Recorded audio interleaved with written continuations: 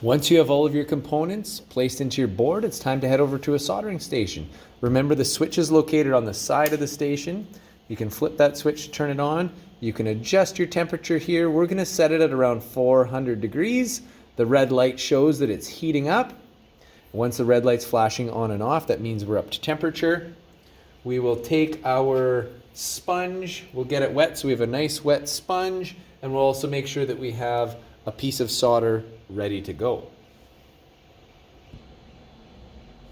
Now that we have our circuit board mounted in our set of helping hands over top of a rubber mat, our soldering station's up to temperature, our sponge is wet, we have a piece of solder ready, it's time to solder. So when you look at your soldering iron tip, the first thing we want to do is make sure that we get it nice and clean, get any old solder off of there. We do that by gently brushing the tip against the wet sponge just to get it nice and clean. We are going to put some fresh solder on that tip when it is time to solder, and that's going to help disperse the heat. We'll want to regularly clean that tip off so that we only have fresh solder on that tip.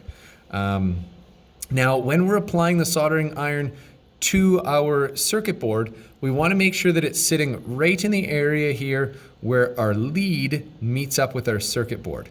So if we apply a little bit of pressure just like that, it's going to apply heat to both the lead and our circuit board. They both have to be up to temperature, otherwise we will not have a good solder joint. So we're going to start out by just putting a little bit of tinning on our tip, then we're going to apply our heat. We're going to flow some solder in there, and then the final motion we're always going to do with our soldering iron is a little bit of an upward direction. And that helps pull the solder up into a nice chocolate chip volcano type of a shape. So let's do a little bit of tinning on the tip here. We've got a little bit of solder on the tip. That's going to help transfer some heat. Now I'm just going to apply the soldering iron to that place that we talked about, right where the circuit board meets with the lead, and then we're going to flow a little bit of solder into that area. So let's apply the heat right now. There's our heat. We'll let that sit for a few seconds, and then we're just going to try touching the solder onto the copper. We'll wait until we can see that that solder kind of drops into place. Now, it is taking a couple seconds just to get that temperature warm enough on the board. Now we can see it's kind of dropped, and we're just going to make an upwards motion just like that. And you can see there that we've made our first solder joint. Now I'm going to clean off the tip. We're going to go on to our second solder joint.